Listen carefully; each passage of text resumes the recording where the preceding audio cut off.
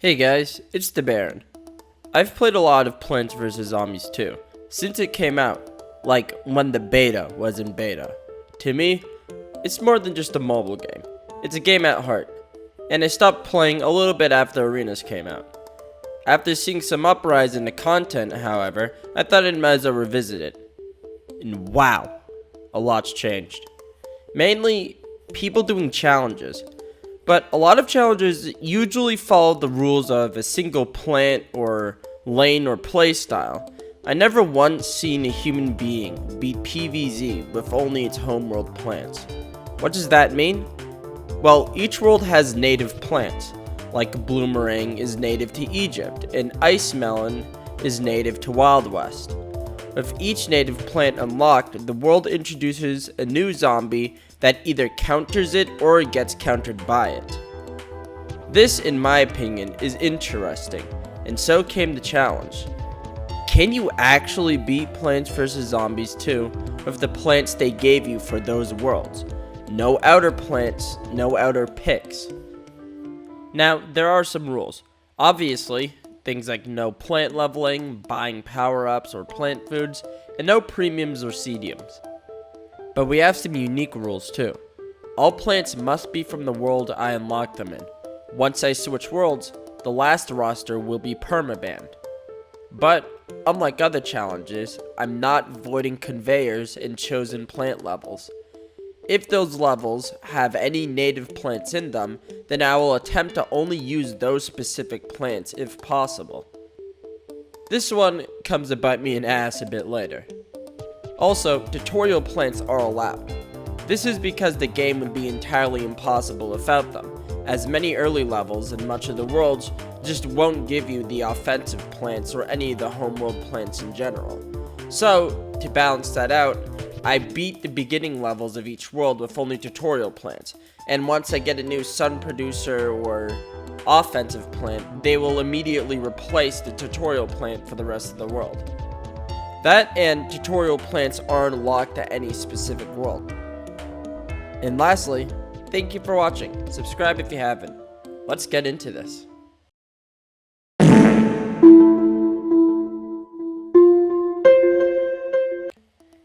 After being tutorial, we get Cabbage Pult. Remember when you unlock him in Egypt? Yeah, you unlock him in tutorial now. Pretty weird.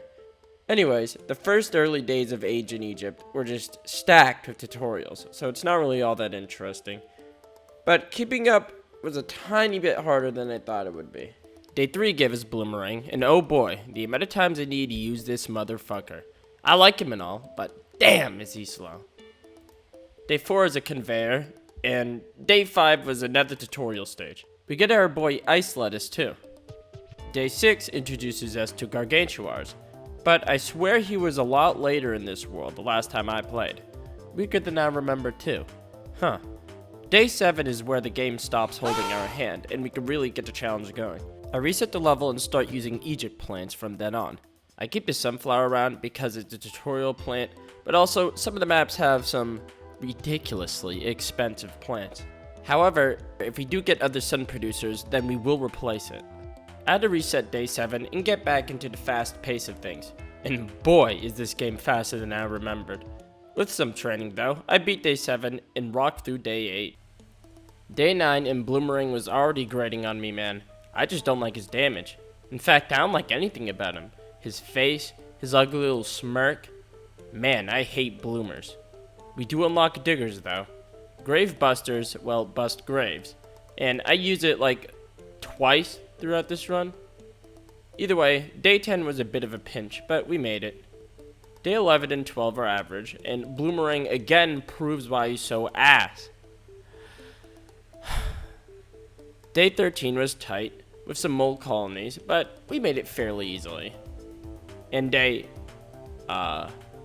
don't know where Day 14 went. It's not in the footage. How has it gone? The fuck? Well, Day 15 was actually a little bit tough to keep up. It's my first endangered plants level, and some zombies got a little bit too close. Bonk got us through though. Oh yeah, unlocked Bonk Troy by the way. My bad. Day 16 was pretty easy as well. Egypt so far is a nice easy beginner world for me. So I was just enjoying the time till Wild West comes around. I promise y'all, this gets a lot harder. But for now, let's blitz through this boring world. Day 17 was broken. It didn't count any of my plants on a limit. And I actually lost a lawnmower. This early? Wow. Day 18 was a final stand. Day 19 was a mold colony, but we got our goat repeater. Day 20 was an endangered plants level, but repeater just trivialized it. In fact, he pretty much trivialized the world. No more fucking bloomerang, man. Day 21 gave us the only level we'll ever use double sunflower, and my man steamrolled. 22 was a mold colony. It got a little bit dicey. While 23 and 24 were also just steamrolled by repeater. I attempted to beat Zomboss with only Egypt plants as well. While that happens, here's my thoughts. After so many years in returning, Egypt zombies are a nice introduction to the gimmicks that are all over PvZ2, like gimmicks as a whole. They didn't affect the world that much, but considering how cracked the early game roster is, I think it was just a good dose of fun before really getting into the fire. Anyways, onward!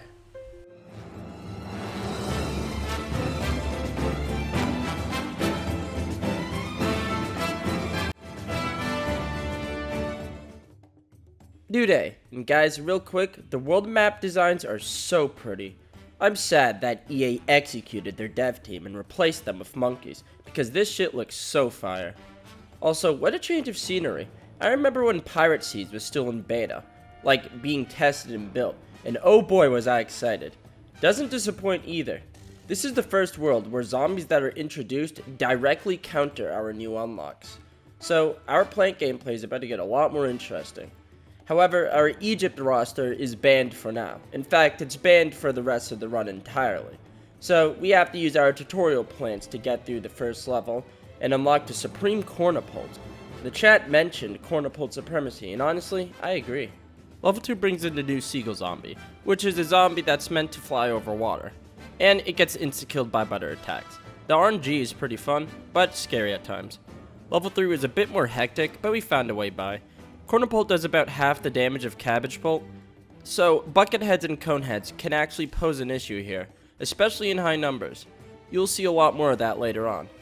2 Cornipults stacked though takes care of most of it. Also, we unlocked Snapdragon pretty early on. Pirate Seas plants seem to be very consistent with their spread of unlocks and use. Snapdragons are no exception, especially with swashbucklers coming in. Day 4 though was trying to learn the placement for a little bit. It's been a good while since I've played. Enough of them is still cracked though. Day 5 is where I was really wishing I had some more firepower, or at least some type of better sun production. Stuffing the zombies into 2 lanes is diabolical. The only reason I won was because of the level's generous plant foods. Day 6 was another brutal run.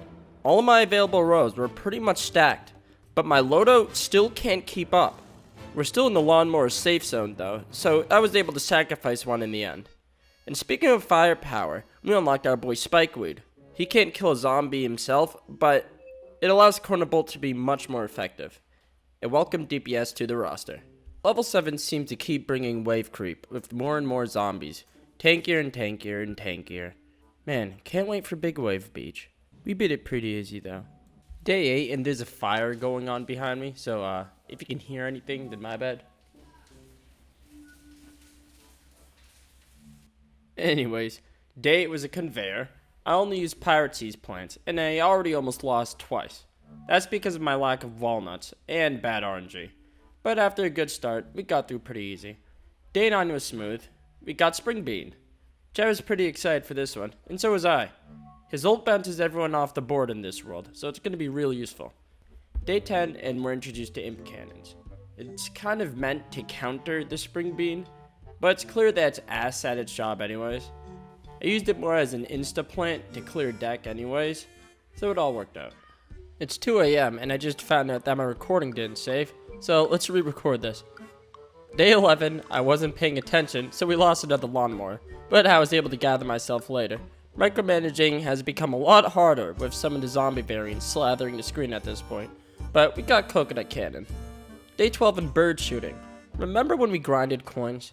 Like, use this level and this level only to grind as many coins as we wanted before EA nerfed it? Yeah, me too, bro. Me too. Day 13, and we're introduced to the most diabolical counter of this world.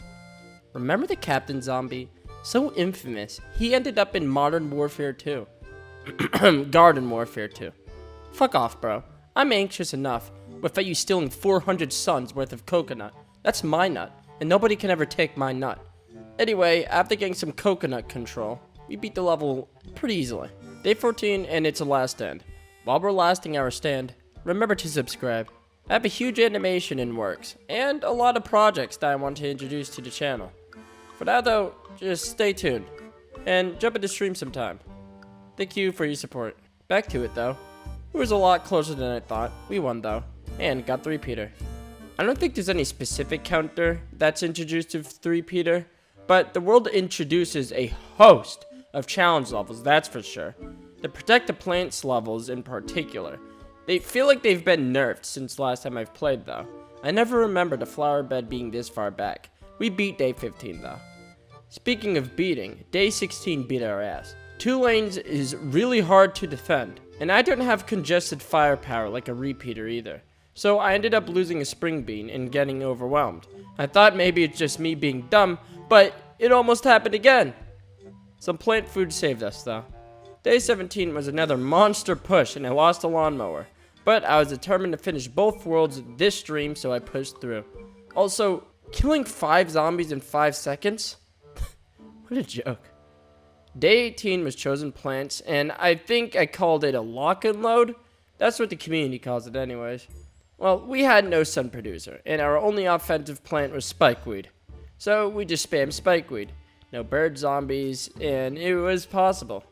Ironically, right after that, we got Spike Rock, and oh boy, if Spikeweed was a minimum wage 4-year-old Chinese factory worker, Spike Rock would be the Samsung Galaxy extra large quadrupedal robot manager that they told him not to worry about. Spike Rock basically old yellers the poor fucking Spikeweed, puts him down. It's not even funny. We still lost day 19 though. I didn't produce enough sun. The second time around though, I made it through without trouble. Day 20, I crushed down the Spike Rock and smoked that shit cause the Spikeweed is cracked out of its mind. Day 20 through 22 are also smoked by Rock Boy. Say that 3 times fast. In day 23, I die again cause I was cocky, so I just spammed more Spike Rock. This is the most broken plant in the challenge, by far, and probably throughout the entire challenge in general. It's a shame we'll never be able to use it again. Day 24 was actually kind of scary, like, too scary. What kind of evil placement is that, bro? Come on. But some plant food got us through. And now we're at Zomboss. For each Zomboss, there's a unique jingle as they enter the arena at the beginning of the fight, and I believe it's so underappreciated, it's insane. As for my opinion on the world, Pirate Seas was truly the start of the most creative world building ever. Like, groundbreaking in mobile and PvZ creative spaces. The entire concept of the seas added so much to gaming as a whole. I genuinely believe that. Such a powerful creative tool that they had up at PopCap. That and the unlocks, the consistency, it's just perfect. Anyways, onward the Wild West.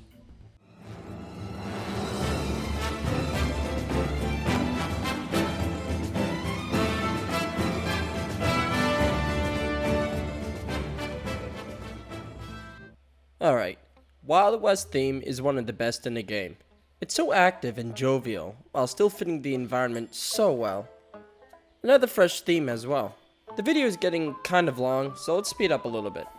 West gives us a powerhouse for the late game, but right now we gotta stick with the firepower we have.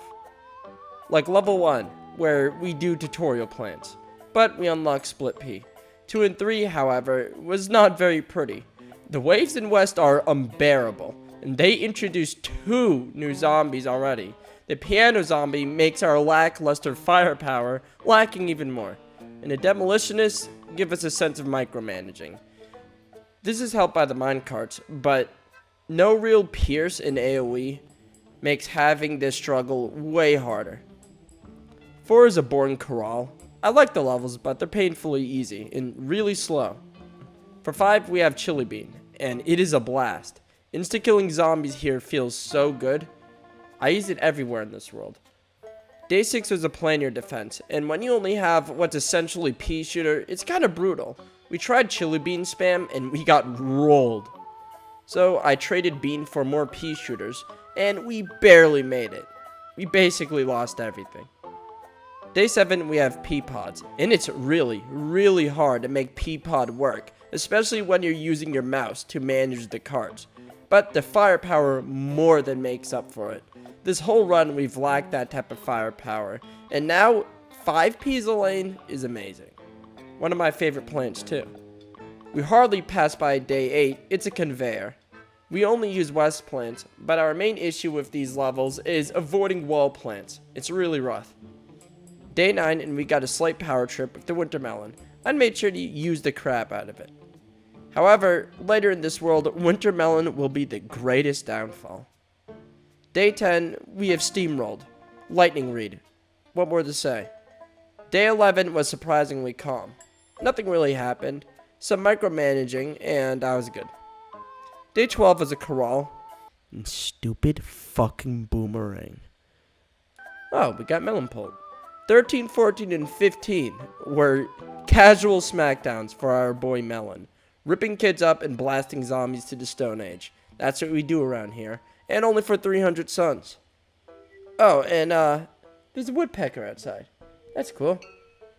Day 17 was a flower line, and we almost lost. I'm surprised we first attempted this. Day 18 was a chicken rush. We unlocked Tall Nut. Man, it's nice to have a wall plant.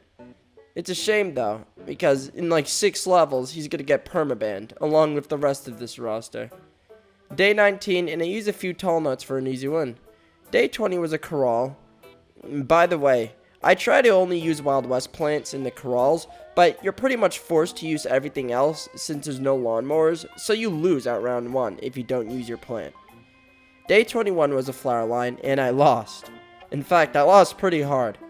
But I got a little better control over the crowd and made it with melon plant food. Oh boy.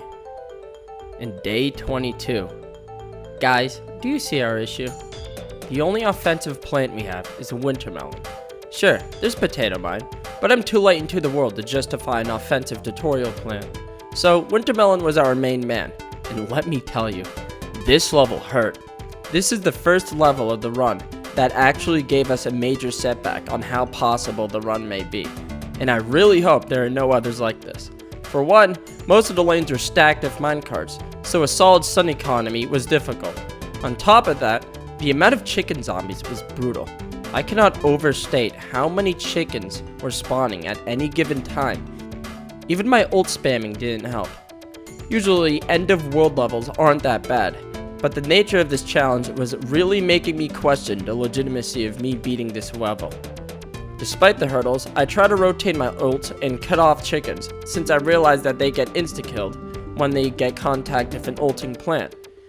I also try to preserve as many lawnmowers as possible at a time, since 2 chicken waves usually ate through all my plants. After the trial and error, I squeaked out a win. And this is one of the easy maps. Compared to day 22, 23 and 24 were a breeze. Not even the endangered plants fazed me. And back to the end of our line, we can end this video with Seas Zomboss. Thoughts on the world? This one by far has my favorite plant lineup. Obviously we have bangers ahead, but Wild West is a nice kicker. Frostbite Caves is going to be the first world that will introduce environmental hazards, and a big skill check for the challenge runs ahead. Catch a stream if you haven't, or check out the art. Support the channel and subscribe. And thank you for watching.